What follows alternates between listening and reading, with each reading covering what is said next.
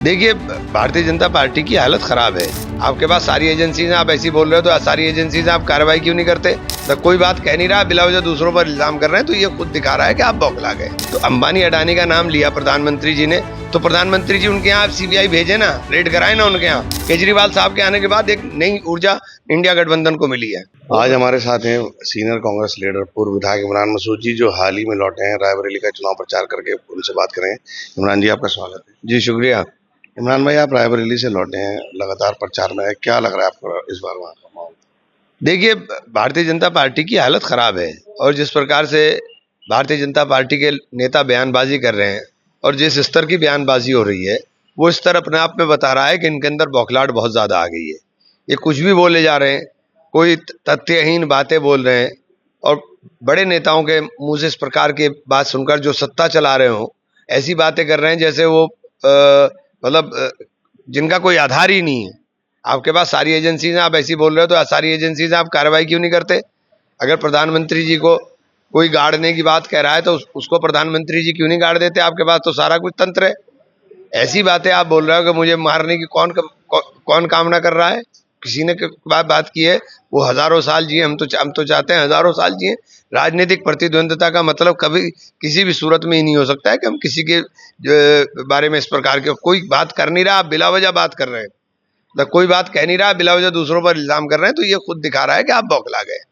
अंबानी अडानी का नाम फिर उछल रहा है, क्या कहेंगे?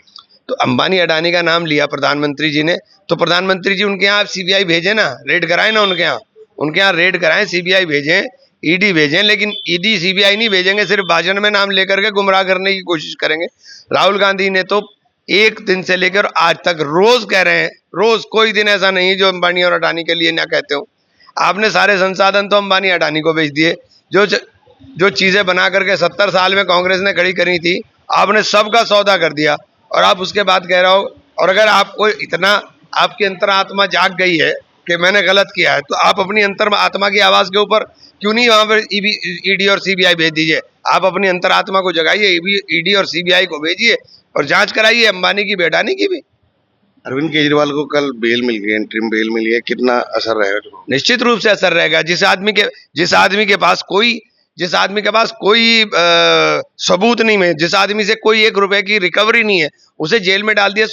देश के अंदर सुप्रीम कोर्ट है, सारी चीज देख रहा है और निश्चित रूप से देखेगा। मैं आपसे एक बात कहना चाहता हूं कि देश की न्यायपालिका के ऊपर सबका भरोसा है। निश्चित रूप से हालात बदलेंगे और अब बदल गए हालात, लोग समझ रहे हैं। केजरीवाल साहब के आने के बाद एक नई ऊर्जा इंडिया गठबंधन को मिली है। एक आखिरी सवाल, राहुल गांधी कह रहे हैं इस बार मोदी प्रधानमंत्री नहीं बनेंगे।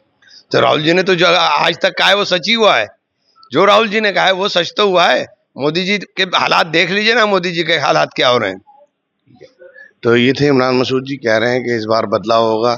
इस बार जो हमेशा राहुल गांधी जो बोलता है आज तक, वो हमेशा सही हुआ है। इसके अलावा उन्होंने कहा है कि अगर प्रधानमंत्री को कोई राहुल गांधी पर या अंबानी अडानी पर शक है तो वो कार्रवाई करें, या कोई भी अगर गलत बात करता है उसके खिलाफ कार्रवाई होनी चाहिए।